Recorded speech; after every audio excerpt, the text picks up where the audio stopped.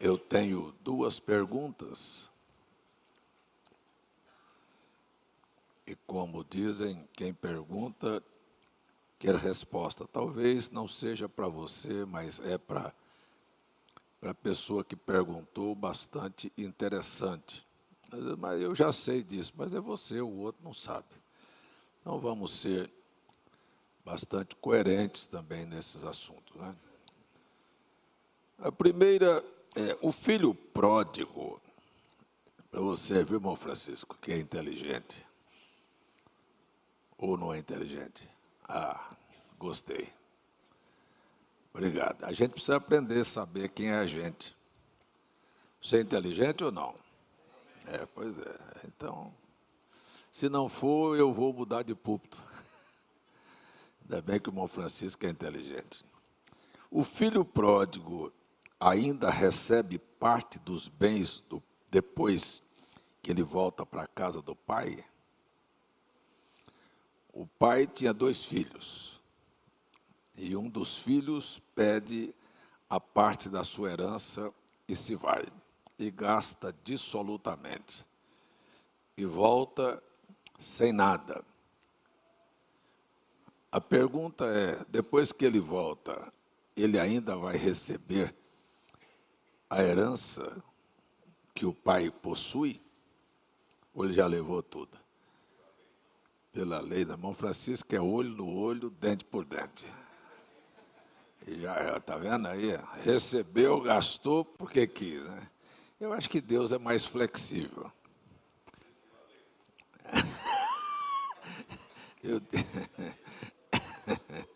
Problema dele. Não, ninguém dá tudo para os filhos, não. Você tem que lembrar que herança é feita, 50% é do pai, 50% repartido para 2. Ainda tinha 50 lá, ué. Sim, depois que mas é só a morte. O outro também não recebeu nada. E esse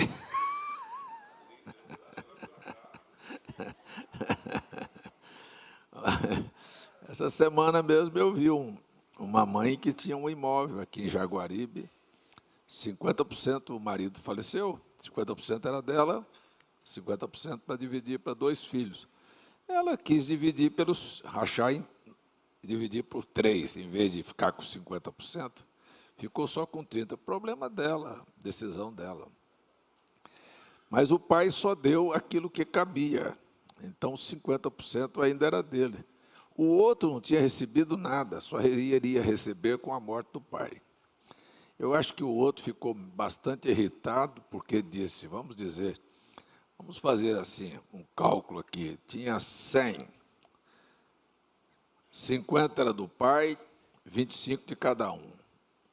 Ele não tinha recebido os 25 dele. Quando o irmão voltou, o pai ainda tinha 75 na mão. Ele disse, agora esse camarada voltou e os 75 vai ser rachado para 2. Ficou meio bravo, disse, eu não vou dar o meu não. Mas é assim, nós estamos falando aqui de uma parábola. Primeiro, é uma parábola, não era um fato real. E segundo, eu acho que Deus nos dá muito além do que nós merecemos. Todos nós, às vezes, jogamos fora aquilo que Ele nos deu, e Ele não vai deixar você sem nada. Ele sempre vai te compensar. Amém? Estão de acordo comigo ou não? A outra pergunta é, quem são os 144 mil? 144 mil está no capítulo 7 do livro do Apocalipse, são 12 mil de cada tribo. 12 mil. Isto não tem nada a ver com o povo gentio. Isto aqui será o chamamento, selamento do povo judeu, e lá no capítulo 7 já está nomeado o nome de cada tribo, 12 mil da tribo de fulano, 12 mil da outra tribo, então forma-se os 144 mil. Os testemunhas de Jeová têm uma doutrina que os 144 mil são aqueles que vão ser arrebatados. Isso não tem nada de Bíblia nisso. Nada de Bíblia, nada absolutamente nada. Nós cremos que os 144 mil serão chamados no período da grande tribulação através das duas testemunhas, Moisés e Elias, para formar um grupo que é chamado na Bíblia de eunucos, que na verdade são aqueles que vão servir os aposentos nupciais. A noiva se casa com Cristo e eles serão nossos servos. Isto é, que são os 144 mil. Amém? Então, eu acho que essas duas perguntas estão respondidas. Comecei quinta-feira falando sobre família, a criação do homem. Eu tive o cuidado de ler esta semana 3 sermões pregados pelo irmão Brana sobre casamento, porque nós vamos ter um casamento na terça-feira. Eu tive o cuidado de ler a mensagem Casamento e Divórcio. E, na minha visão, as coisas mudaram muito da época em que o irmão Brana pregou esta mensagem para os dias de hoje. E mudou tanto, que esta é minha opinião pessoal. E talvez se o irmão Brana estivesse aqui nesta plataforma hoje de manhã, ele não pregaria aquilo, ou pregaria e terminaria preso ou processado. Porque ele é de uma geração que não era da geração do mimimi. Hoje ninguém pode falar, fulano é gordinho, que já é bullying. Mas no meu tempo de menino, era aquele gordinho, aquele magrelo, aquele barata descascada, aquele amarelo.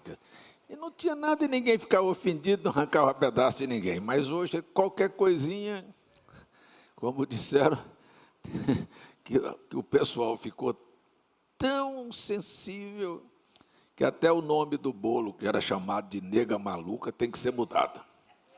Não pode chamar mais de nega maluca, tem que chamar afrodescendente com problema psicológico.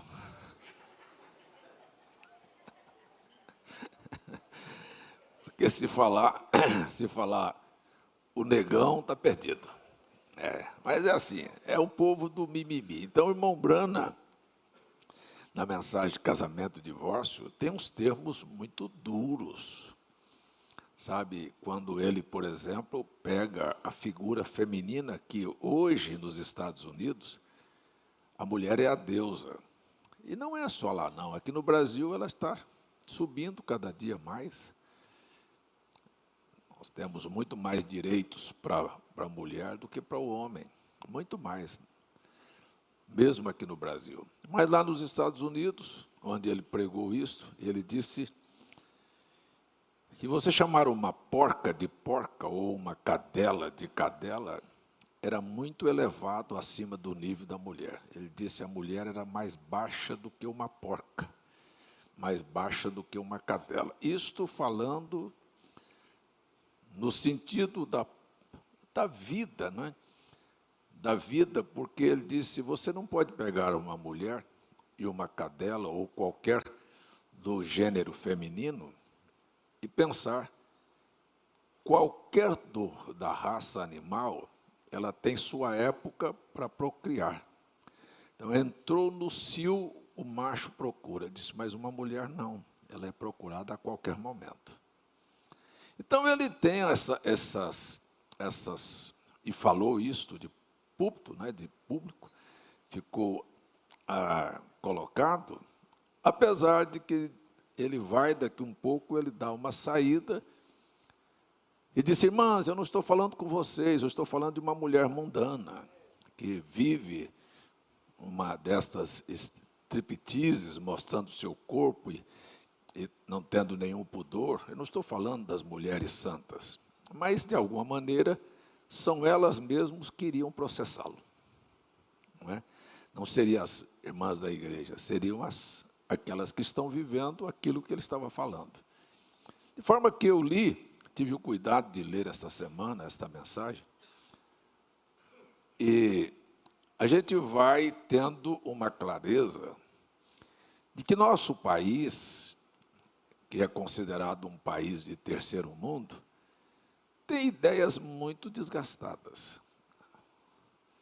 O povo americano, dificilmente você encontra um casal velho que começou e terminou, um homem e uma mulher juntos, sempre se divorciaram e casaram-se novamente.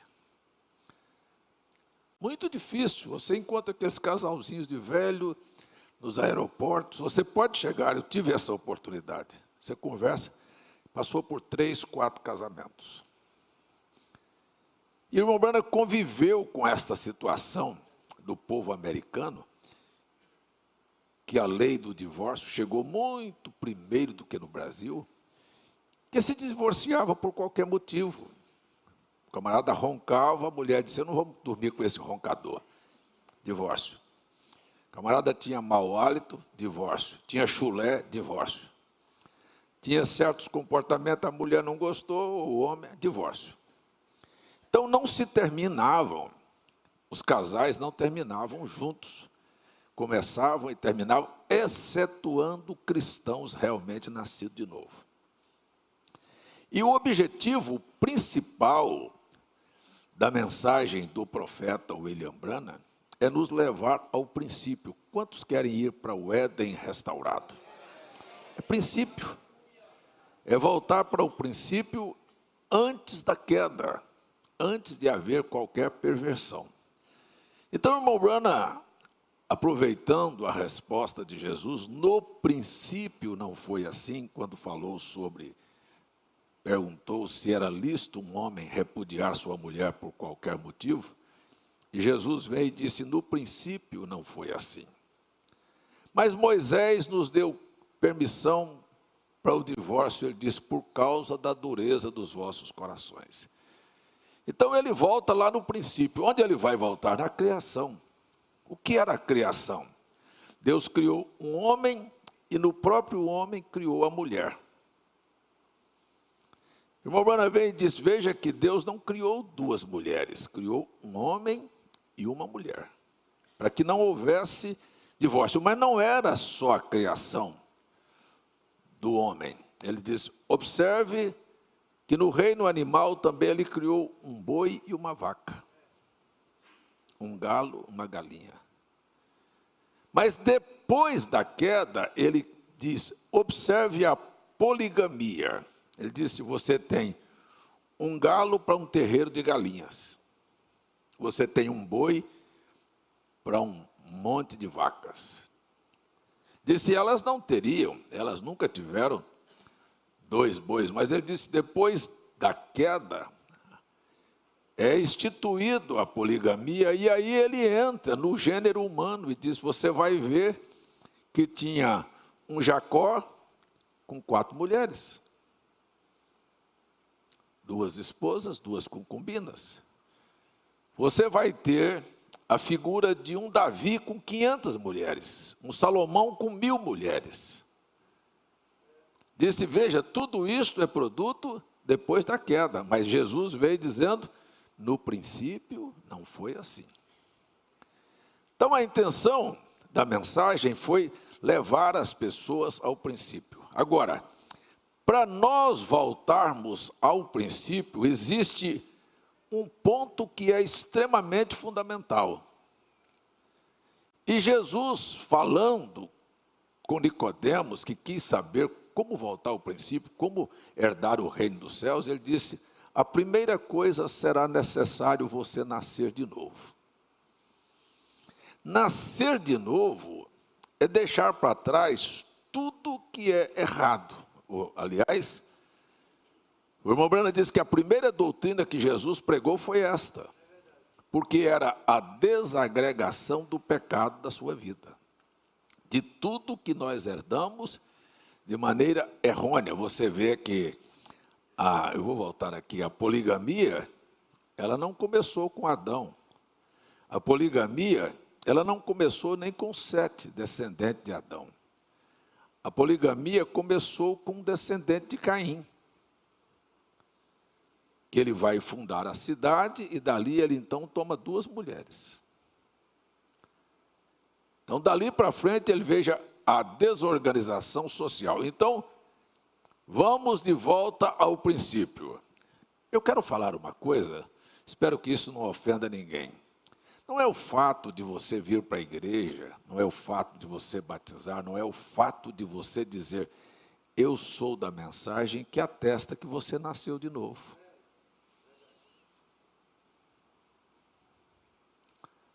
Nós temos pessoas assentadas aqui, quem sabe nossos próprios filhos, que foram criados na mensagem, conhecem todos os ensinamentos da Bíblia e da mensagem, mas nunca experimentaram o que é novo nascimento.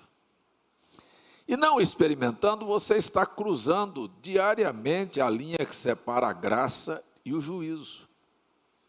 E você comete coisas que você sabe que não deveria cometer. Por quê? Porque, na verdade, você não voltou lá. Porque o novo nascimento desagrega, assim, bem claro. O novo nascimento tira de você o desejo das coisas erradas. Tudo o que você quer é agradar a Deus. Está claro assim? Assim. Então, eu tive um problema. E eu falei isso aqui essa semana e vou voltar a repetir. Problemas. Quando Deus criou o homem, sabia que ele estava criando uma caixa de marimbondo para si. Que tudo que ele ia ter era problema. Quer ver uma coisa? Você já deu ou não deu muito problema para Deus? Já ou não? Será que ele não sabia que você ia dar? Para que ele fez o homem? Ele sabia que o homem ia cair. Antes, eu acho isso uma coisa tão interessante. Ele sabia que o homem ia cair. Antes de criar o homem, ele já tinha feito o remédio para poder levantá-lo. Ele já tinha matado o cordeiro, ele já tinha escrito o nome daqueles que haveriam de ser salvos, ele já havia feito toda a sua ordem de predestinação. Preste bem atenção, porque isso não dá direito para quem nasceu de novo pecar, muito pelo contrário, vai fazer ele ser muito agradecido. Mas ele sabia as falhas que eu iria cometer ontem, as que eu iria cometer hoje, e as que eu vou cometer amanhã. Ele já sabia. Agora, quando ele me perdoou antes da fundação do mundo, ele me perdoou as que eu fiz ontem, as que eu fiz hoje e as que eu vou fazer amanhã. Não tem nada. Então, quando você olha que existe um sangue que cada dia está lá ainda, por causa dos pecados seus do futuro, ele já sabia que você ia errar, senão não haveria propiciatório. Ele não faria para você um meio de você ser perdoado. Então a gente tem pessoas que vêm para a igreja, estão na igreja, vivem na igreja, criados na igreja, mas que nunca experimentaram o novo nascimento. Eu não quero dizer que elas não vão experimentar. Eu estou dizendo que no momento, às vezes, não experimentaram. E aí você tem problemas de todas as naturezas, inclusive eu estou aqui de volta para falar sobre casamento. Lembrando que cada nação tem seu espírito, tem suas maneiras. Então, aquilo que para nós aqui não deveríamos fazer, em outro lugar eles fazem. Nós temos aí a África, que está cheia de gente que veio para a mensagem, um homem com 4 mulheres, porque é lícito na lei do país um homem ter 4 mulheres. Aí ele vem para a mensagem trazendo 4 mulheres e cheio de filhos. E aí você vai fazer o quê? Manda as mulheres embora com os filhos e você, que é o pastor, vai dar comida para eles, não é?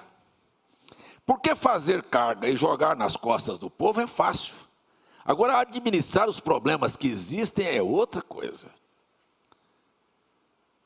E como resolver coisas que são diferenciadas. O irmão Bruno estava pregando nos Estados Unidos, onde divórcio era uma coisa muito comum, e no Brasil não havia divórcio. O divórcio no Brasil foi instituído daquele senador Nelson Carneiro, que tinha um problema de casamento e se interessou de fazer a lei do divórcio, porque ele queria se divorciar. E sabia que aquilo ia atingir muitas pessoas, e hoje nós chegamos à condição de divórcio que estamos tendo e que muitas pessoas vêm a mim, irmãos, pastor, meu marido pediu divórcio, mas eu não assino. Eu disse, e daí?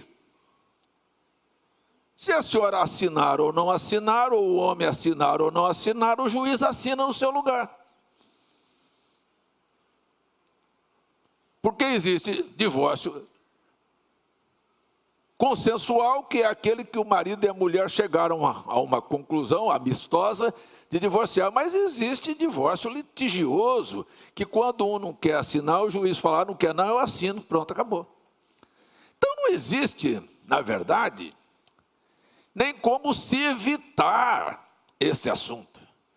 Aqui no Brasil ainda tem certos protocolos. Estados Unidos, olha, na época do irmão Branham, divorciava aqui, saía, o outro parceiro ou a outra parceira já estava lá fora, 15 minutos depois eles entravam e casavam de novo.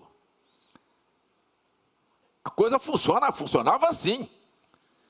Então o irmão Branham conviveu com casais que tinham 4 ou 5 casamentos, e como é que ia desmanchar? Ele disse, se você casou aqui, e casou aqui, aí você se arrependeu, nossa, eu converti, eu já estou com 4, vou voltar para o primeiro. Irmão Branham disse, você vai fazer uma situação ficar pior.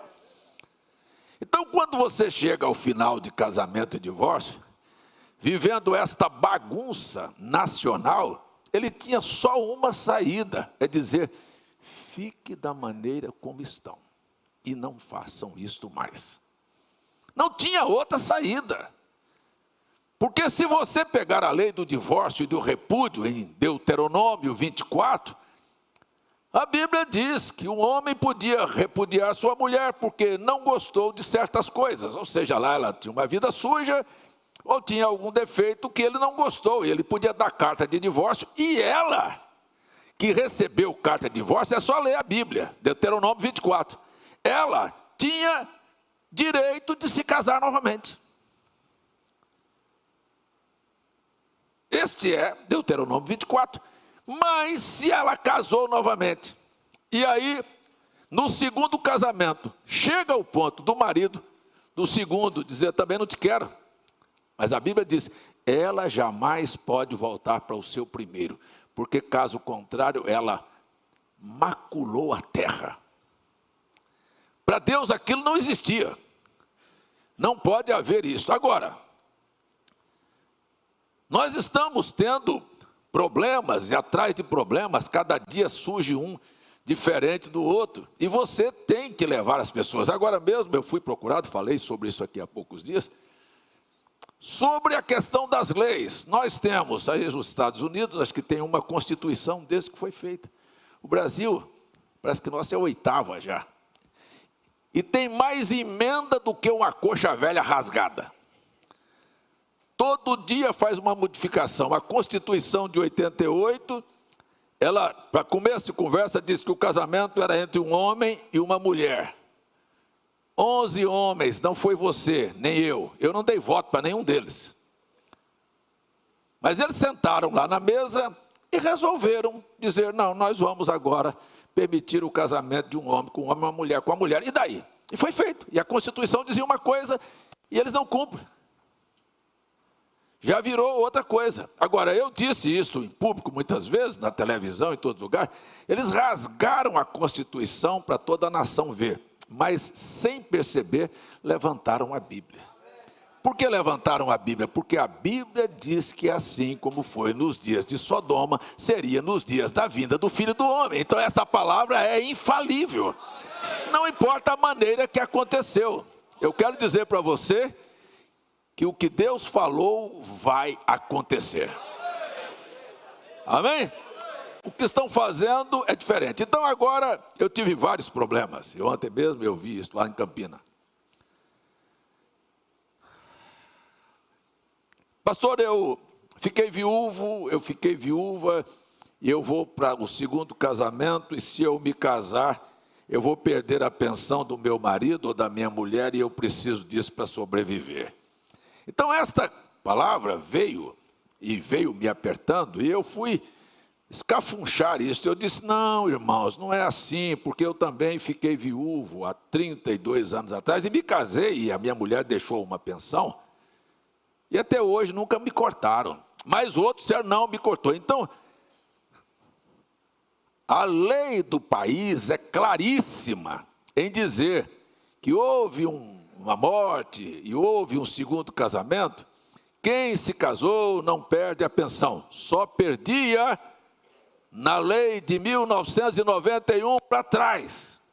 Depois de 1991, não se perde mais. Agora, se você casou, continua com a pensão, e aí o seu segundo cônjuge morreu, você não tem direito de acumular duas pensões, aí você perde uma. É assim que é a lei. Então não tem que a gente, sabe, pegar coisas antigas e trazer para cá. Essas coisas estão, todos os dias eu estou falando isso, para que as pessoas se situem na vida, porque hoje você pode estar aqui, mas amanhã você pode morrer. Amanhã você precisa tomar uma decisão com relação aos seus próprios filhos que casaram errados. E você vai ficar em que condição? No que diz a lei ou no que diz a Bíblia? Nós só podemos ficar com a lei enquanto ela não nos tira da Bíblia. Por exemplo, eu nunca vou aceitar que um homem pode casar com outro homem, ainda que a lei hoje diz que pode. Porque a própria Constituição que diz que pode, ela também me garante o direito de ter consciência da minha fé. E na minha fé eu não aceito, porque eu não vejo isso como padrão. Aliás, isso está sendo discutido. Então a gente precisa ter consciência do que diz para não ser uma Maria vai com as outras, porque alguém está fazendo, e é uma coisa errada que a gente precisa reconsertar, porque o fanatismo e o extremismo não levam ninguém a coisa nenhuma. Nós tivemos durante a campanha do ex-presidente que passou aqui, e algumas vezes eu vim no púlpito e falei algumas coisas, ideias que ele defendia, ainda que eu, César Augusto Rocha Ferreira, nunca fui simpático. Eu vou citar o nome, ao Bolsonaro. Acho que ele era um grosso, acho que ele não sabia o que era ser presidente. Eu, César, sempre disse, por quê? Um homem que sabe o que é presidente não vivia batendo boca na rua com qualquer um. Ele saberia que ele é o presidente e que aquele repórter que estava lá provocando ele não passava de um repórter. Mas ele parava e batia a boca, e xingava, e daqui um pouquinho falava palavrão, e isso desgastou a imagem dele. E eu sei que ele estava lutando e tinha muitas coisas boas, mas quando se falava em qualquer coisa que era favorável, que ele fez e que a gente precisa de louvar, aquele Palácio da Alvorada nunca recebeu, nunca teve a oportunidade de ter um culto lá, mas no governo dele teve. Nunca se orou ali dentro, só tinha lá muito, era macumbeiro. E isso pode. Mas quando foi lá, então não se podia. Então, quando se falava em qualquer coisa aqui, nós, infelizmente, temos muita gente que seguia uma outra linha, que está comendo picanha de graça, que está favorável às coisas para eles. Esse é o maior engano do mundo, sabe? E a gente precisa entender que é verdade. A lei, meu Deus do céu, é perigoso falar, mas é assim, a lei está aí, claro, um homem é condenado por 9 juízos, vai preso, fica 588 dias preso, depois é descondenado e sai como inocente. E todo mundo sabe o que aconteceu, mas vai falar. Então, quando a gente vem para poder falar e orientar o povo a uma linha de votação, de definir o que é que está na cabeça e no projeto de cada partido político desse, de coisa, não se pode usar o púlpito para falar sobre isso. Não, tem que deixar o povo ignorante. Deixar o povo ganhar um par de botina, ficar iludido com uma cesta miserável para poder sobreviver. Não, nós precisamos, este país é riquíssimo, e se não fosse a quantidade de roubo que se pratica a cada dia, não precisávamos de ter ninguém miserável, porque nós temos terra, temos clima e temos um povo que, se fosse ensinado a trabalhar, produziria, e nós seríamos a maior nação do mundo. Mas não se pode, porque os dodói da fé Estão usando o púlpito para falar. Então a gente fica calado e deixa o diabo avançar, e o pecado, e o crime, a imoralidade, tudo avançar, porque nós não podemos falar. Sim, eu estou dizendo para vocês a realidade. Não sou político, mas eu nunca deixei de dizer a verdade. E quem me segue aqui por muito tempo sabe disso. Que foram, confiaram e daqui um pouquinho voltaram com a cara vazia. Eu não estou aqui defendendo política, eu estou dizendo para vocês que eu sou obrigado a dizer a vocês a verdade. Agora, se você quer seguir tendências, é outra história. Depois, cada um vai para onde quer. Mas deixa eu voltar no meu assunto aqui, que é família, que é casamento. Então, nós temos uma Constituição e uma lei assim, que funciona como se quer funcionar. Funciona em benefício próprio. Não está olhando nem Bíblia de maneira nenhuma, apesar de saber que a primeira Constituição do mundo foi construída em cima da Bíblia, americana e tantas outras. Mas hoje a cabeça das pessoas dentro das faculdades e tudo são trabalhadas para o outro lado. E que é uma farsa, gente. A gente precisa entender que é uma farsa miserável. O comunismo caiu no leste europeu e caiu em todos os lugares onde ele floresceu, porque os líderes ensinavam que o povo deveria ter uma vida comum e todo mundo ter o mesmo padrão de vida, e nós precisamos disso. E citam até a Bíblia. Vão lá para Atos capítulo 2, capítulo 4, que tudo na igreja primitiva era em comum. Só que os líderes vivem como ricos e o povo vive na miséria. E aqueles que idealizaram o comunismo, como Karl Marx e essas ideias, são pessoas desorganizadas, são pessoas de vida suja, são pessoas que nunca deram conta de cuidar nem da sua casa, porque a gente precisa lembrar disso. A Bíblia é clara em dizer, se você não cuida da sua casa, você vai cuidar da casa de Deus, você vai cuidar de famílias. Você não cuida nem da tua.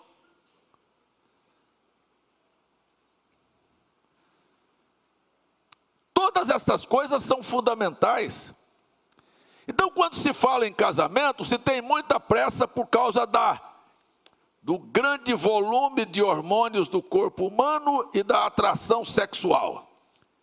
E quando se fala em atração sexual, se está falando não é de casamento, está falando de acasalamento. Eu gritei durante a minha vida toda no púlpito sobre esse assunto. Que a maior parte daquilo que se chama de casamento nunca foi casamento, é acasalamento. É simplesmente coitos, é um encontro de carnes. E Deus não considera isto como casamento. Casamento, na Bíblia, eu estou lendo a Bíblia com você, capítulo 1 aqui, quando Deus disse frutificar e multiplicar e encher a terra, o homem não estava neste corpo de carne, o homem era apenas um espírito ainda. Então Deus não estava falando de sexo. Deus estava falando de princípios, e que serão usados, e na mensagem de casamento e divórcio, o Brana disse, Deus ainda trará seus filhos do pó da terra, como ele trouxe Adão sem precisar de sexo, como ele trouxe Jesus sem precisar de sexo. E este plano de Deus nunca foi invalidado. Todos nós que nascemos através da via sexual, nascemos perdidos como pecadores. Foi necessário um que nascesse sem sexo para morrer em nosso lugar, para nos redimir e nos dar direito de voltar à eternidade, ao princípio. Este foi Jesus. Mas meus filhos, teus filhos e todos que nasceram, chega a hora que Deus vai cobrar as ações da vida deles. Porque nascemos com essa inclinação do erro. Ninguém ensina uma criança a mentir, ninguém ensina uma criança a morder o peito da mãe, ninguém ensina uma criança a dar birra, ninguém ensina uma criança a bater na cara da mãe e do pai, ninguém ensina, mas eles fazem, porque aquilo é o instinto, é só você contrariar, eles dão birra, eles esticam todo. O que é? Aquilo está plantado lá dentro, mas o novo nascimento muda essas coisas na nossa vida. E se não mudou, é porque não nascemos de novo, temos coragem de olhar para o espelho?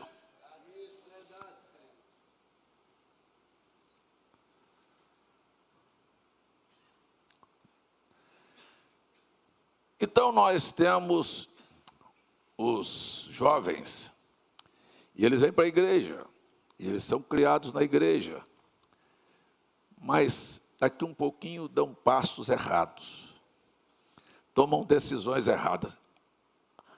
Eu vou voltar a dizer que no Brasil, vou falar bem claro, eu não estou respondendo por outras nações, as pessoas não se casam sabendo o que é casamento, e não levam casamento a sério. É dito, conhecido, está na pele das pessoas, a maioria delas é: se não der certo, a gente separa.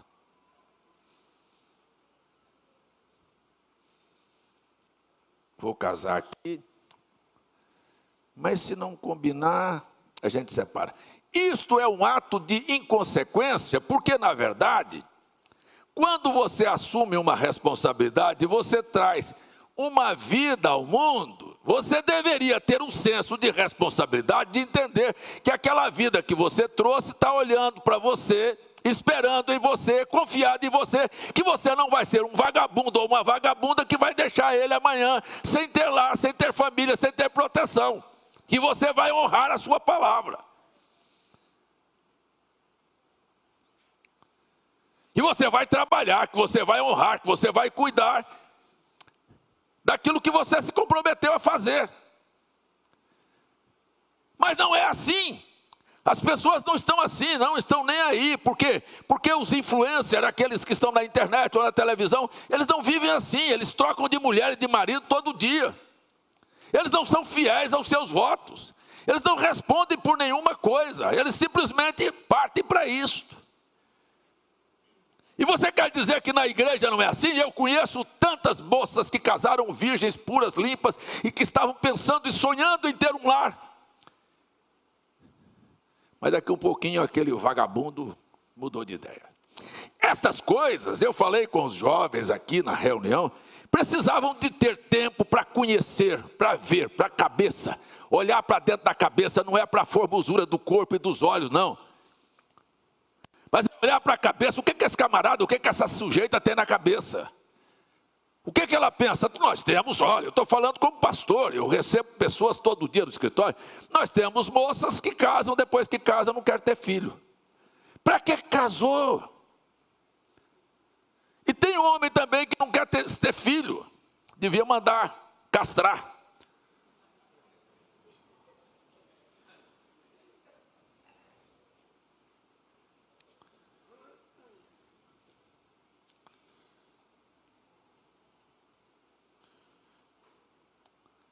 Então depois que casa começam os problemas, os moídos.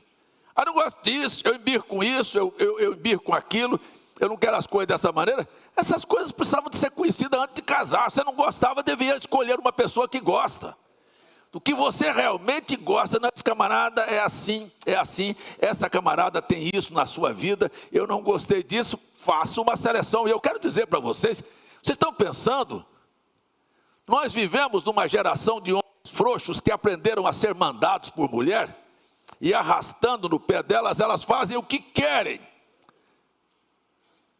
Mas eu quero dizer que esse tipo de casamento não prospera. Mulher quer casar com alguém que tenha pulso, que tenha braço, que ela possa segurar e dizer: eu casei com um macho, com um homem, que sim, sim e não, não. Não é com um bruto, com um animal, com um carrasco, com um violento, mas com um homem, que tenha cabeça, que tenha direção.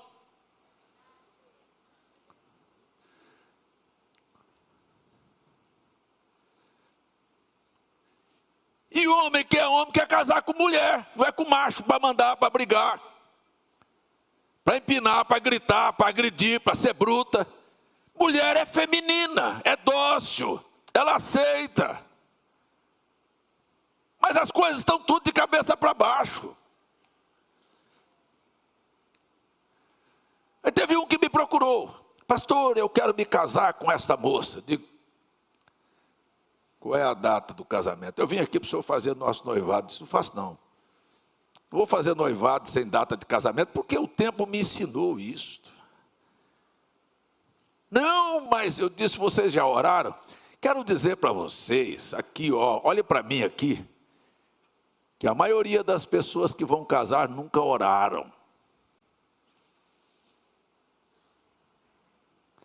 Chutaram a bola, se bateu na trave, bateu, se caiu fora, caiu, se entrou, entrou. Se deu certo, deu, se não deu, não deu. Nós vamos fazer outro negócio aqui, ou vamos brigar, ou vamos ficar dentro de casa com a cara feia um para o outro, ou não vamos ter exemplo para filhos, e não vamos dar testemunho de cristão, não importa. E eu não estou aqui blefando, estou falando de coisas que eu conheço de perto.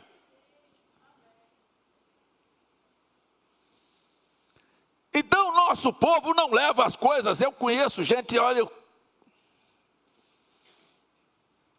dentro da própria mensagem, muitos jovens e muitas moças que se separaram. E separaram por quê? Porque foram, nossa, nos casamos debaixo de muita oração, de muita nada.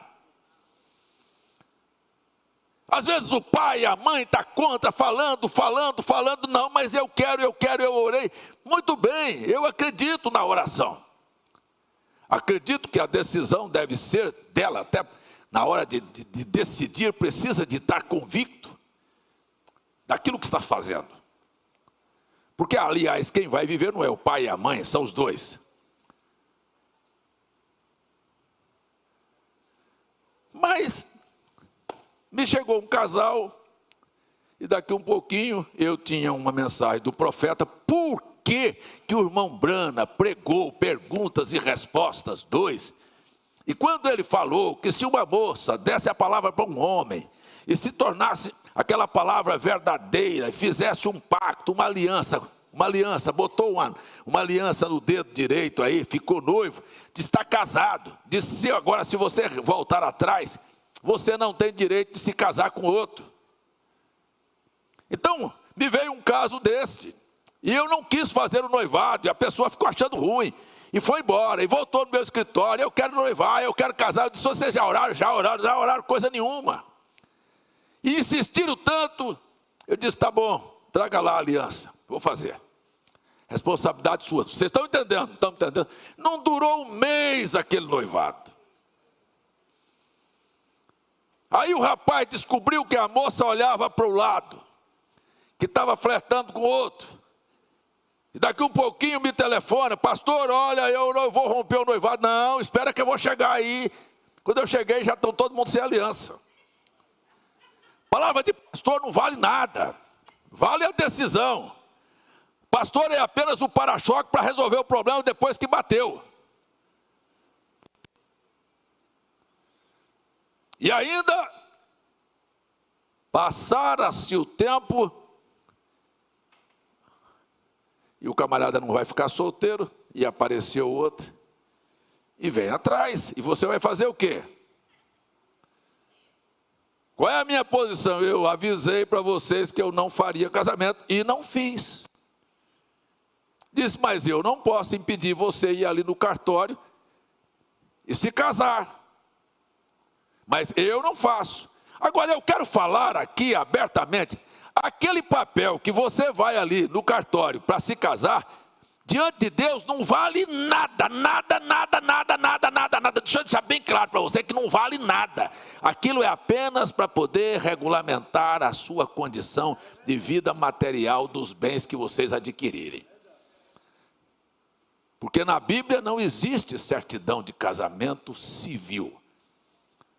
Na Bíblia existe uma bênção de Deus sobre a família. Agora, em resguardo e em cumprir o que Jesus falou, o de César é de César, o de Deus é de Deus, você faz as coisas. E aqui no Brasil tem até uma lei que o pastor pode fazer o casamento no lugar do juiz. A parte civil do assunto, que é a parte da regulamentação dos bens materiais, nada mais do que isso. Então, você vem num casamento aqui, que eu disse agora, como representante legal da nação, eu vos declaro marido e mulher depois da declaração deles. Agora vamos para a bênção do casamento, a aliança, o compromisso, o voto de fidelidade. Então, isto aí eu tenho a opção de fazer ou não, e ainda ressalvando uma coisa que precisa estar na cabeça de todo mundo, que eu vou apenas orar. Se Deus vai responder minha oração, é problema dele. Porque quem abençoa seu casamento é você. É o que você assume diante de Deus, é o que você está responsabilizado. Não é, o profeta é claro em dizer, não é um pastor, não é um padre, não é um juiz. É você. É quando você olha para uma moça e diz, olha, eu vou viver a minha vida em fidelidade, em respeito, em consideração, vou te honrar na doença, na pobreza, seja lá o que for. Eu assumo isso diante de Deus, eu sou homem, eu gosto de ver gente que é homem.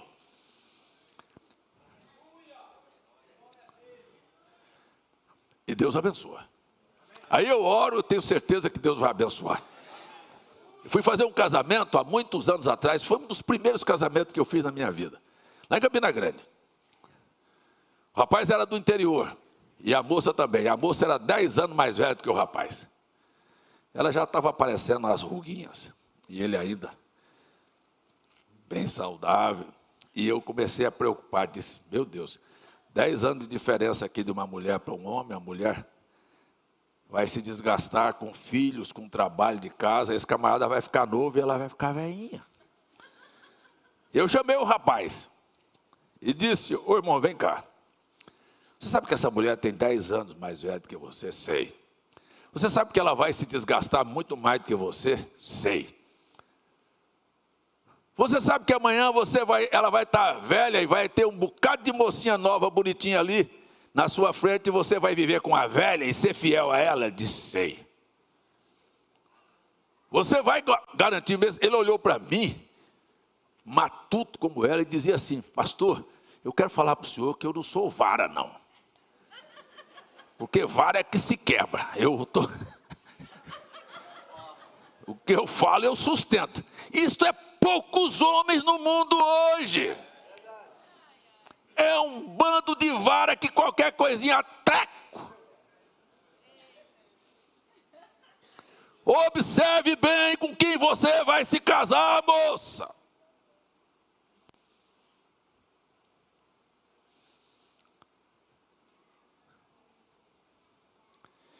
E casei aquele casal, foi o casamento mais estranho que eu já vi, que o camarada era da roça, matuto. Fizeram um casamentozinho bem simples na igreja. Eu me lembro, e ele tinha tanto pouco jeito para mexer com mulher, que ele, na hora de entrar e dar o braço para a mulher, ele ficou meio troncho de um lado assim, e a mulher saiu arrastando ele pelo corredor da igreja. Era o casal mais estranho que eu já vi. Mas tem uma coisa, casou, criou seus filhos, hoje já quase 30 anos de casado, estão juntos, já casou, já tem netos, estão vivendo. O camarada era realmente um homem que não se quebrava. Viu? Mas é diferente. Então essas coisas acontecem. Então quando vem um problema desse, e daí? Aí a igreja, aí aparecem os santos da igreja para fazer comentários. Eu quero ver o pastor César. O que ele vai fazer agora, porque ele é tão brabo e fica pregando aí brabo contra certas coisas? Eu quero ver como é que ele vai administrar isso dentro da igreja. Sabe como é que eu administro isso da igreja? É dizendo assim, ei, linguarudo, mais santo que os outros, cuida da sua vida, deixa a vida do seu irmão. O que você responde pela vida do seu irmão? Por que você está preocupado com a vida dos outros? Você não dá conta de cuidar nem da sua.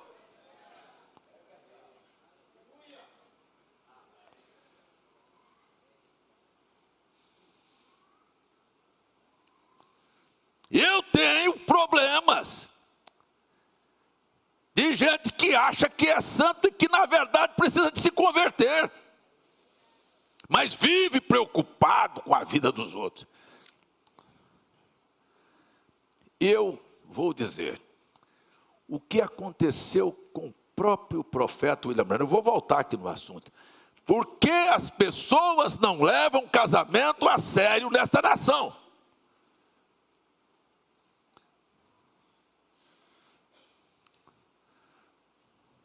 Uma moça não congregava comigo,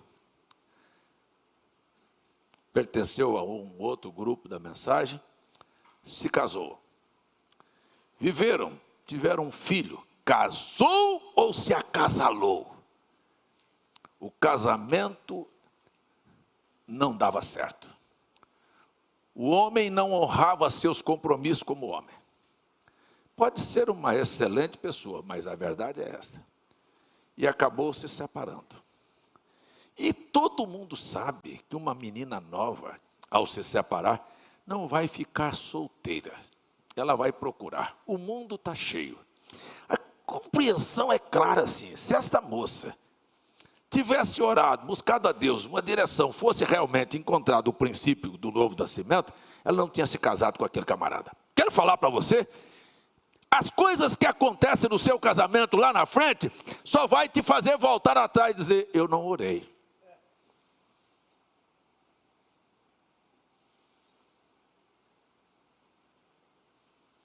Se eu tivesse orado, Deus teria me mostrado que esta coisa ia acontecer.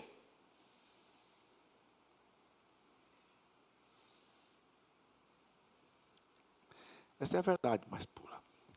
Separou-se. É melhor ver essa moça na igreja ou ver esta moça de mão em mão de homens aí fora e fazê-la uma mulher de programa.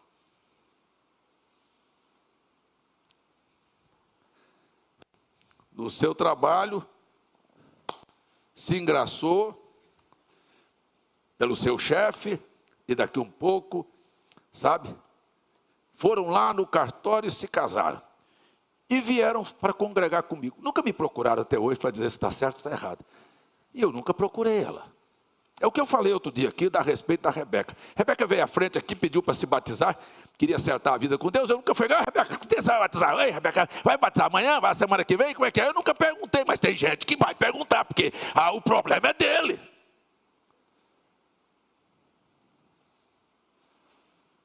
Eu só gostei de uma coisa, viu? Gostei de batizar a Rebeca domingo passado, mas o que eu fiquei sabendo essa semana foi muito bonito. Ela terminou de se batizar, quando foi para casa, a minha neta olhou para a cara dela e disse, mamãe se batizou, né? Disse sim, de hoje em diante a mamãe não vai bater em mim mais, né?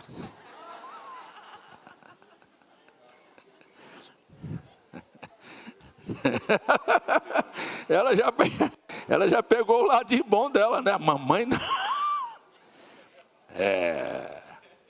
Mas aí eu estou feliz de ver esta moça, sabe, casada com um homem, preservada, sabe, a sua vida.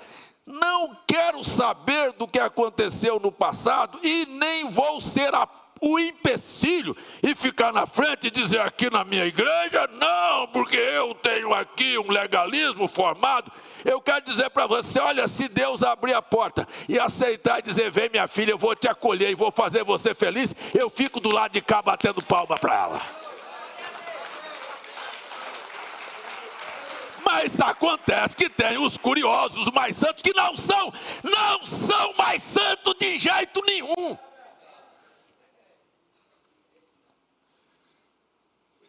São especuladores de causas alheias.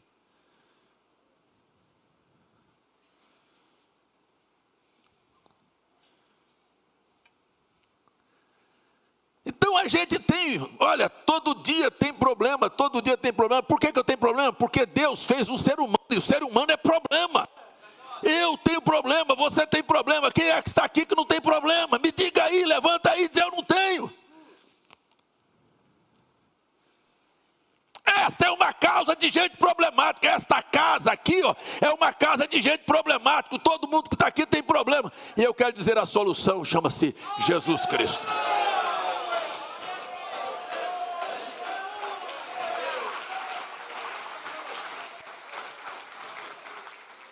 Então veja, que mesmo vivendo aqui, estando na fé durante todos estes anos, eu sou surpreendido de ver a seriedade que o William Branham tratou o casamento.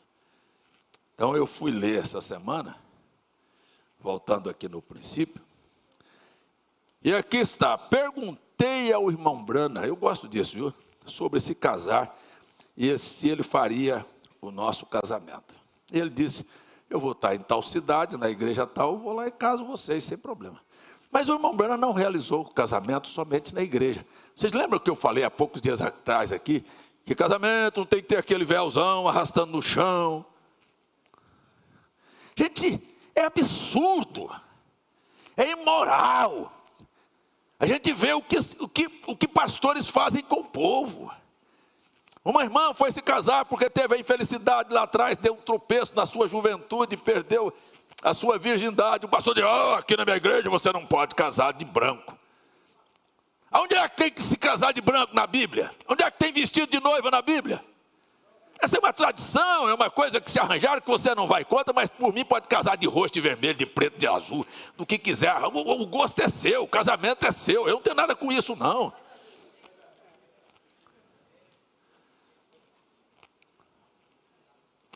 Não, mas você não vai casar de branco para toda a igreja saber que você...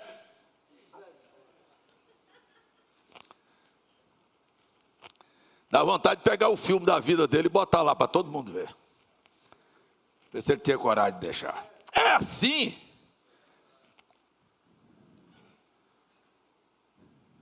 Então, deixa eu voltar aqui. O irmão Branham casou aquela mocinha com aquele rapaz que o camarada chegou lá com um paletó. Parecia que tinha sido tirado de dentro de um garrafão todo amassado. A moça com vestido xadrez. O cabelo dela não tinha aquelas florzinhas, não. Ela amarrou o cabelo para trás assim, como é que chama? Rabo de galo, né? E a testa parecia a testa de uma cebola descascada. Eu estou falando o que o irmão Branham falou. E ela entrou lá e olhou e disse, não parecia moço, não parecia um casal de noivos não, se casando não, mas era. Mas o camarada era macho. O irmão Branham disse, você tem para onde levar? Disse, tenho. Vai levar para onde? Para casa do sogro ou da sogra? Não, eu arranjei um lugar para nós morar. E tinha arranjado uma carroceria velha de um caminhão,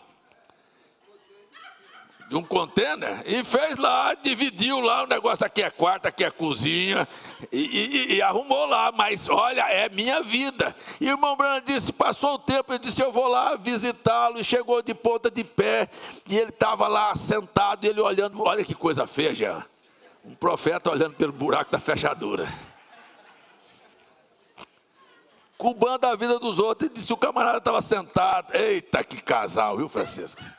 A mulher sentada no colo dele. O dinheirinho que ele ganhou estava em cima da mesa.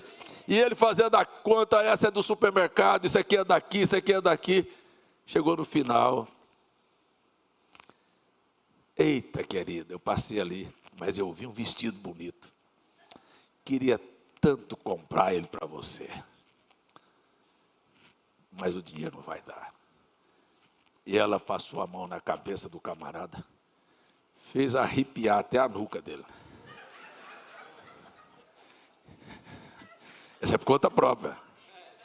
Disse, não tem problema, querido, eu já tenho um vestido, depois você compra outro. Não disse, compra no cartão de crédito, divide lá em 3 vezes, se não der, depois a gente divide em 4, se não der certo a gente paga o juro, depois a gente não dá conta de pagar, a gente dá calote no cartão de crédito. É assim. Foi assim. Casou um outro chique que passou não sei quantas semanas preparando para fazer o casamento, tanta etiqueta, como é que entra, como é que sai. Quando ele chegou, que foi visitar o outro, estavam brigando. Então não é isso que é casamento. Quem te casa é teu coração. Vê se você vai fazer tudo para viver com aquela pessoa, se você vai ser humilde, você vai compreender, você vai amar, você vai respeitar. Se não é, não casa não, você vai ser o problema da vida dos outros. Problema para sogro, problema para sogra, problema para a igreja, problema para o pastor, problema para a mulher, problema para o marido. Ei, seu Zé problema, Maria problema. Não vai ser problema para os outros não.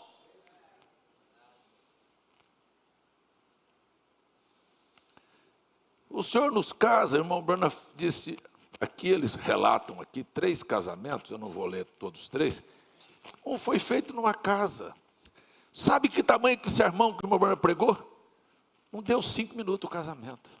Ou você acha que é o sermão que o pastor vai pregar de 1 hora aqui, fica desgastando, e às vezes falando duro, e falando quanto visitante, falando quanta gente que vem pelado, e falando coisa não sei o quê, e falando coisa mal, e você se desgasta, e gente querendo te pegar depois do culto.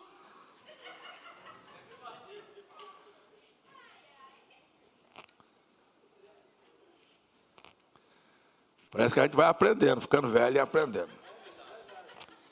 Que não é isso. Acho que eu vou fazer o casamento da Milena com 5 minutos aqui.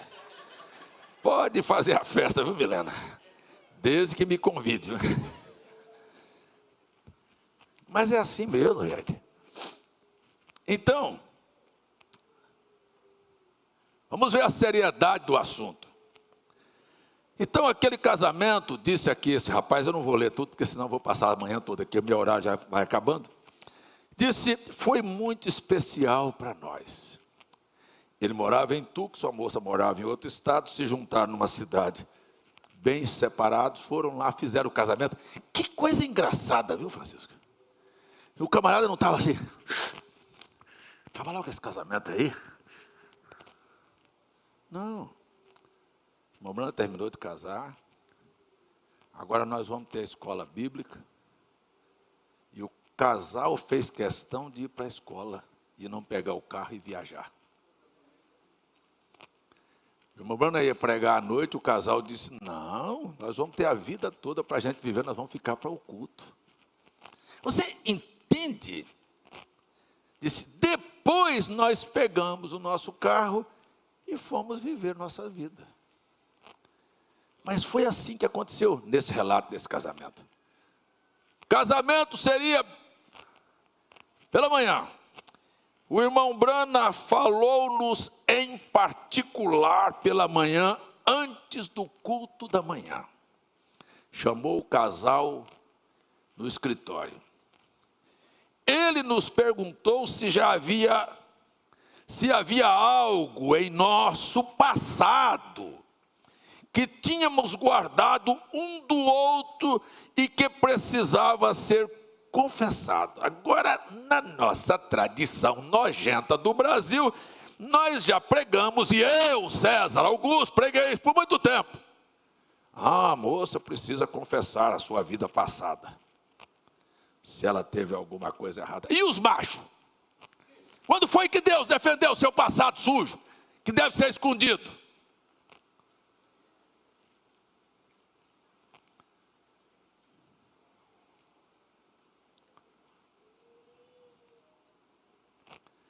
E essa questão do machismo precisa cair por terra. Eu não sou feminista, eu estou aqui para dizer a verdade. Então nós não podemos omitir as coisas. O irmão Brana não tratou as coisas assim. Ele disse, ele nos chamou, perguntou, olha só, escute bem, viu? Ele nos perguntou se havia algo em nosso passado que tínhamos guardado um do outro, que precisava ser confessado.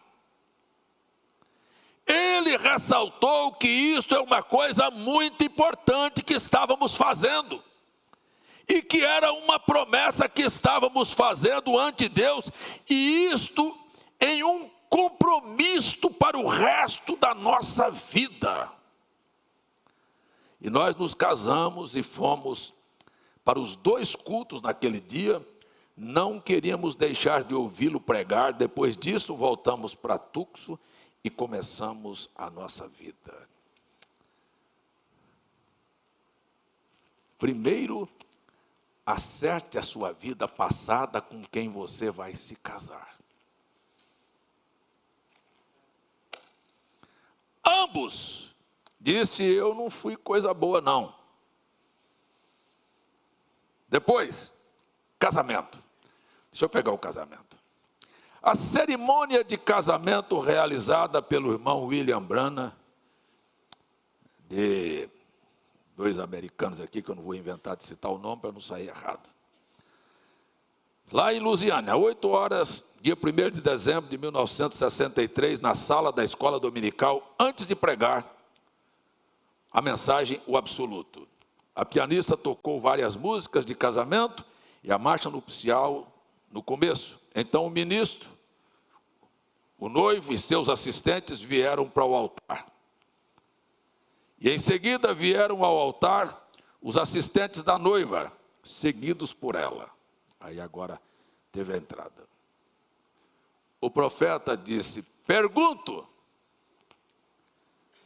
seu pastor, pergunto, quem se responsabiliza por esta mulher para desposar com este homem? E o pai da noiva com a mãe disse: nós nos responsabilizamos. Por quê? Aonde está a participação do pai e da mãe num casamento? Em ter responsabilidade. Será que eu tenho que esconder do noivo quem é minha filha? Não, vou dizer, é preguiçosa, não gosta de trabalhar, não sabe cozinhar, não sabe lavar, sabe a encrenqueira, discute com a mãe. Por que você vai omitir? É sua responsabilidade. Lembram daquele casal que eu já contei a história muitas vezes aqui? De um rapaz que se engraçou por uma moça, filha de um cabra rico, fazendeiro rico. E a moça era encrenqueira, brigava com a mãe, preguiçosa, não gostava de trabalhar, ruim.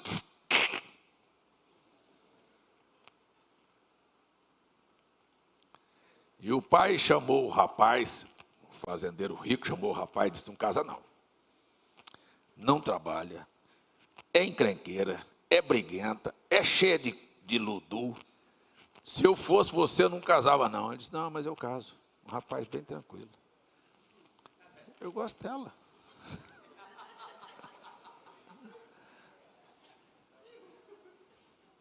Eu caso.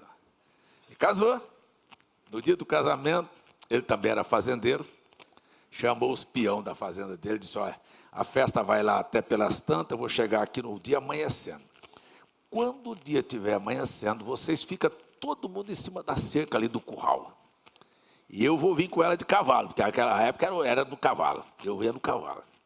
Quando vocês me verem apontar lá, vocês desçam da cerca correndo e disparem. Um pega no machado, outro pega na enxada e desce. É o jeito, corra e vai trabalhar. Tá certo? Tá certo. Pode deixar, patrão. Quando o dia vinha amanhecendo, que a turma viu que ele vinha correr da cerca. Tinha um corguinho para passar, Daniel. Daniel está me olhando ali com os olhos desse jeito, irmão Zé Francisco. Vamos lá. Tinha um corguinho para passar assim, e tinha que passar com o cavalo dentro do corgo.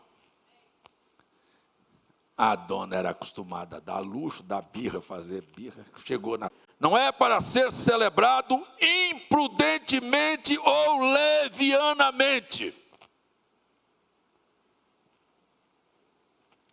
mas de forma reverente e discreta, sóbria e no temor de Deus. Veja a seriedade que o profeta fazia casamento. Nesta santa condição, essas duas pessoas presentes aqui vêm para serem unidas. Se há alguém aqui que pode apontar uma causa justa em razão da qual eles não deveriam ser legalmente unidos neste santo matrimônio, fale agora ou de agora em diante, cale-se para sempre. Esta era a maneira que ele usava para fazer casamento. Quer dizer, olha, você tem a língua solta, por que não fala aqui? Porque a coisa mais feia do mundo é você falar pelas costas. Você já viu uma coisa mais imoral do que você falar pelos outros, pela qual você tem que ter coragem de olhar na cara do sujeito e dizer para ele o que você pensa. Seja lá em qualquer condição. Olha, eu vou dizer aqui nesta manhã, nunca fale de ninguém pelas costas o que você não pode falar na frente. Seja homem, seja mulher. Olha, nós precisamos dessas coisas formadas em nosso caráter. Esse negócio de vir falando pelas costas é para covarde. Isso não é para cristão. Estão me entendendo? O dia que você quiser falar de alguém pelas costas, lá na sua casa, ou lá onde for, com um irmão ou com uma irmã, seja lá com quem for, você não está agindo correto. Você está fazendo um ato de covardia.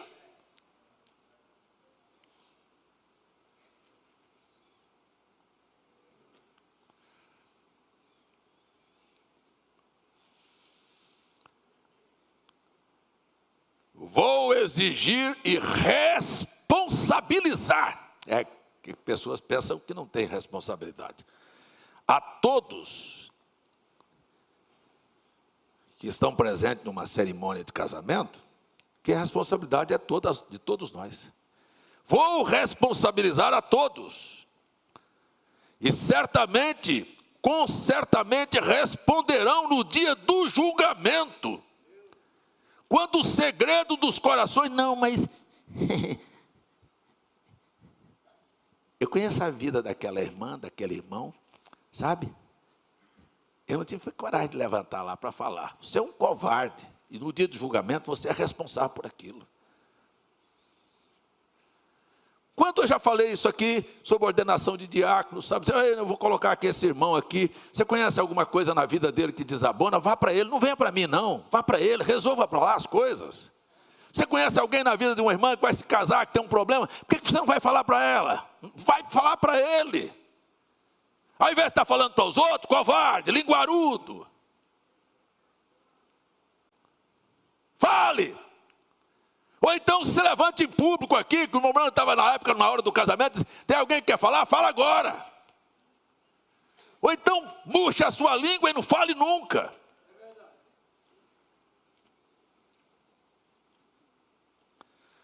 Quando os segredos dos corações serão revelados. Eita, que coisa. Se algum de vocês souber qualquer impedimento ou razão, vocês aqui não deveriam legalmente ser unidos neste santo matrimônio. Confesse agora. Pois, escute, guarde. Escute, guarde. Estejam seguros que nenhum casal que é unido de qualquer outra maneira, a não ser como a palavra de Deus permite, seu casamento não tem validade.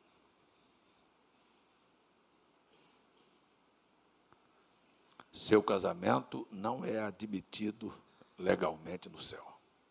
Então esconda e faça, e depois diga, sou casado. Aonde? No juiz ou lá no cartório do céu? Então, eu poderia ler, o restante, eles simplesmente chamam o casal e mandam botar as alianças, e o casamento é terminado. Eu vou ler só mais uma. Aqui, perguntas e respostas, número 9, falando sobre casamento, e eu termino agora, são 11 horas e 21 minutos, estou dedicando esta escola antes que o casamento aconteça na terça, preparando os futuros casamentos, fazendo você revisar a sua própria consciência do assunto que nós estamos falando. E lembrando do que eu disse aqui a semana passada, que infelizmente,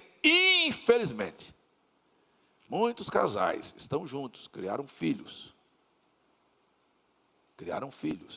viveram a vida para uma satisfação da sociedade, ou da família, ou da própria igreja, mas que diante de Deus não foram casados. Porque casamento não é o papel, casamento é algo que aconteceu lá no princípio, precisa de casar, meu gosto, meu objetivo, meu ideal, meu respeito, minha fidelidade, precisa de casar. Se eu tenho e o outro não tem, não casou. Então, eu puxo para cá, você puxa para cá. Eu discuto com você, eu agrido você, sabe? Eu traio você. Você acha que eu estou casado com você? Não, eu estou aqui junto. Nós dormimos juntos, comemos juntos, fazemos sexo, fazemos filhos. Mas isso não é casamento. E no último dia não vai terminar assim. Infelizmente. Mas é a puríssima verdade. Porque Paulo, e a própria Bíblia diz, sabe, que deixa o homem, pai e mãe, se une à sua mulher e se torna uma só carne. Paulo diz, eu nunca vi. Você já viu, Josivaldo, alguém bater na própria cara dele assim? Enfiar o dedo no olho, xingar a si próprio? Não. Como é que é a sua mulher e você faz isso com ela? Como é que você resiste seu marido? Como é que você diz que está casada? Você não faz isso com você. Você quer o bom e melhor para você, você defende você, você acha que você é você. E o outro? Você acha que você casou? E não estou dizendo para ninguém se separar, não. Você vai ter que aguentar agora aí, porque você tem filho, você tem uma imagem da sociedade, a honra, isso é o que você falou. Mas casamento, por isso Jesus disse, naquele dia, 2 estarão numa cama, um será tomado, o outro será deixado. Ainda vai haver uma filtragem. Oxalá que se encontre, pelo menos, sabe, pelo menos favor. Sabe, de alguém que lavou sua roupa com prazer, de cozinhou para você com prazer, ou de foi lá no serviço e deixou o couro no serviço e suou para você, sabe? Porque se você é um eleito de Deus e uma pessoa fez alguma coisa boa para você aqui nesta vida, ela vai ficar sem recompensa? Não. Não quer dizer que ela vai ser sua mulher na eternidade, ou seu marido. Mas Deus vai compensar, pelo menos com a vida eterna.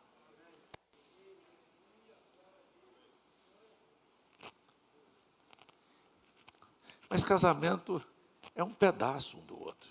É o Adão que já tinha a Eva sobrando. E Deus vai lá e tira. E ele olha para ela e diz, carne da minha carne, osso dos meus ossos.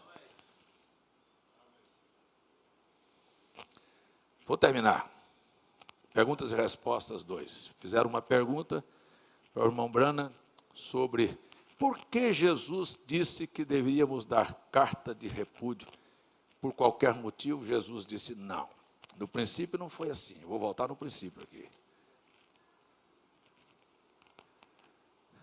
Agora, só para terminar, ainda contextualizando o assunto desta mensagem que eu estava lendo aqui.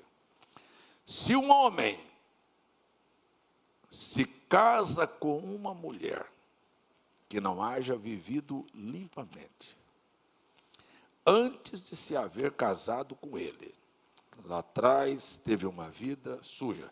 Você lembra que eu fiz questão de mostrar que ele não chamou só a mulher, não, chamou um casal. Disse, acerte a sua vida antes de vir ao púlpito. Mas aqui ele está dando um exemplo, como Jesus também deu um exemplo, falando sobre a mulher.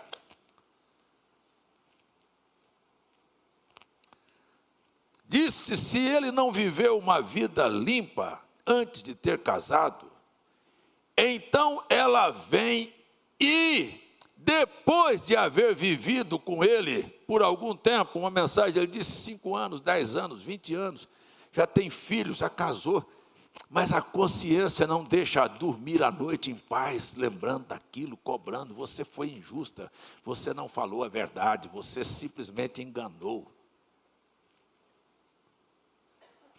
Vem e diz, amor, quero te dizer uma coisa. Eu saí com outro homem e nunca te disse isto. Jesus disse que ele tinha o direito de rejeitá-la e casar-se com outra. Guarde isto, porque eles não estavam casados no princípio. Por que não estavam casados? Porquanto ela lhe disse uma mentira, fez um voto, vai ao altar com uma mentira na sua vida. Você sabe quantas vezes aquilo é casamento? Nunca foi.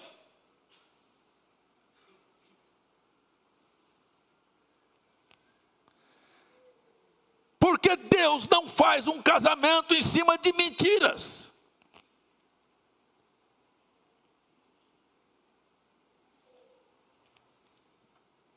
Eles não estão casados no princípio, porquanto lhe disse uma mentira, mentiu a ele. E isto, para Deus, não vale nada. Tudo que nós precisamos de entender que Deus é a verdade. E que o diabo é o pai da...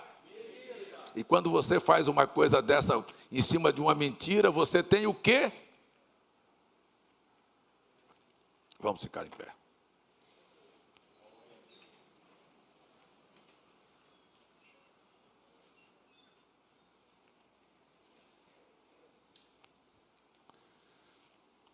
Irmão Romualdo, agradecendo por uma bênção. A escola amanheceu meio apimentada hoje, né? Mas eu preciso sentar para conversar com a minha igreja, com o povo, para lavar as roupas.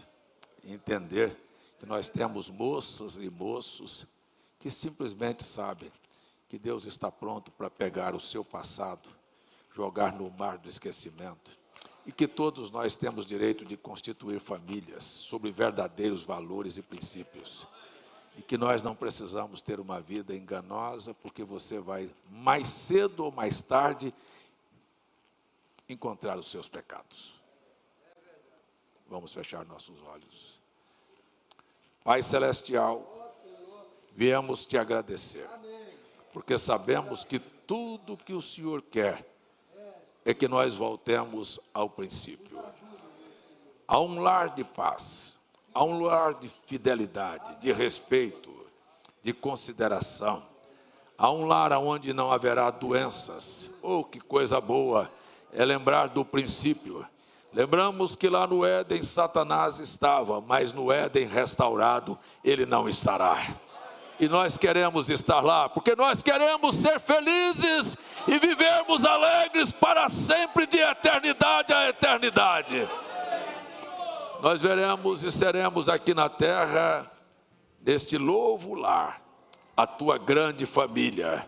Espero, Senhor, não te dar trabalho, como tenho te dado nesta minha jornada na minha vida. Espero chegar do outro lado para viver simplesmente para te exaltar. Parece que dá um momento próprio para nós cantarmos: deixa eu te exaltar, Senhor. Eu nasci para te exaltar, eu vim aqui para te exaltar. Os meus próprios erros e passados te exaltarão, porque dirão que o Senhor é bom e a sua misericórdia dura para sempre. Nós esperamos viver nesse momento, Pai, que nada que tenhamos cometido e errado aqui nesta vida esteja pesando contra nós naquele dia final. Nos permita hoje te exaltar. Estamos aqui iniciando esta semana, olhando estas coisas de frente, mas queremos dizer ao Senhor: permita-nos viver uma vida que te honre, que te glorifique.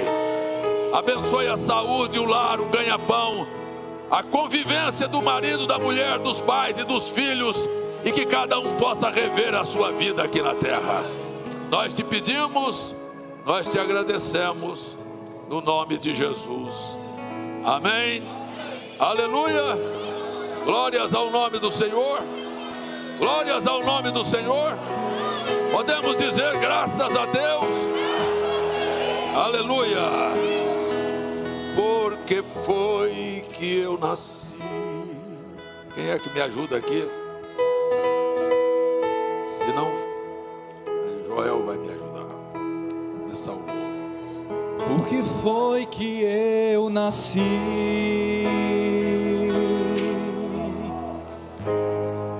Se não for para te adorar,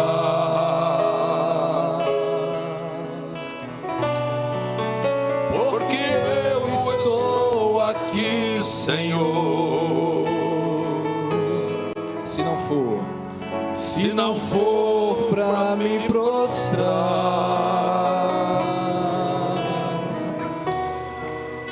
quando eu estou aos seus pés,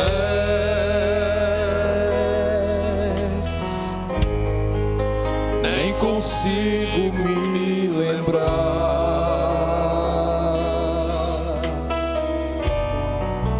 Nos momentos que passei, Senhor, pra poder aqui chegar,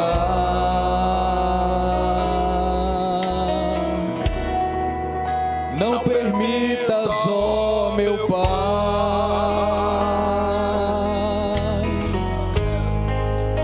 eu me afastar de ti, pois não saberei viver sem tua presença, sem ti. Deixa eu te adorar, Senhor.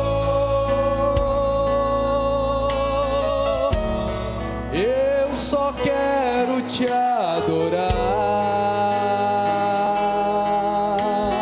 Aconteça o que acontecer, aconteça o que acontecer. Eu nasci pra te adorar.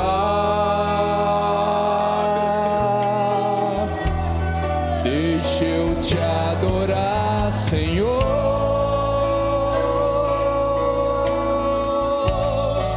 Eu preciso te adorar.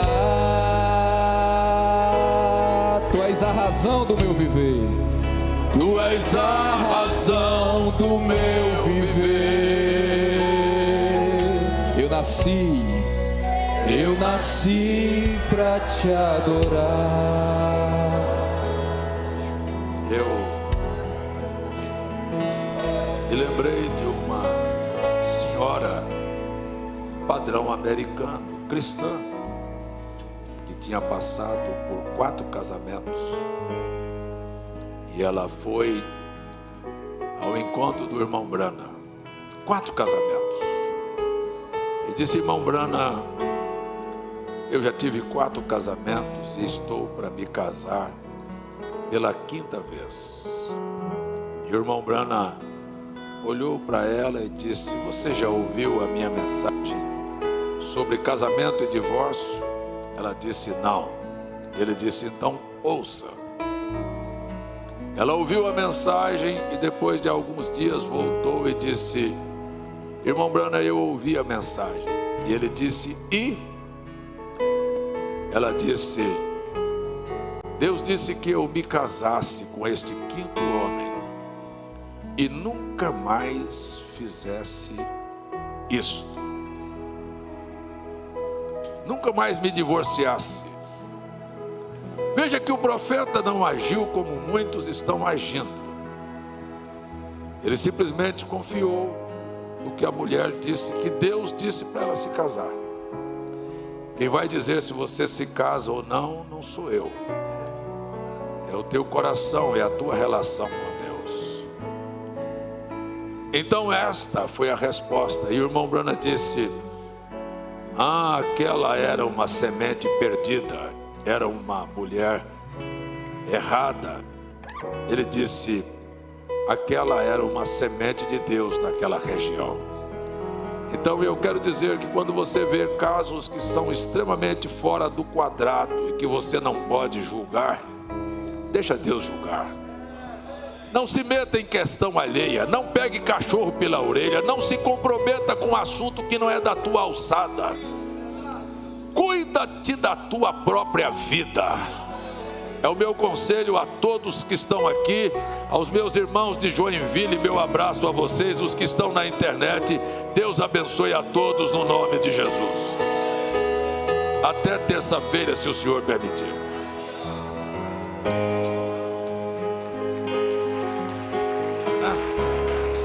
Anuncio o casamento da irmã Milena com o irmão Almir na terça-feira, dia 16.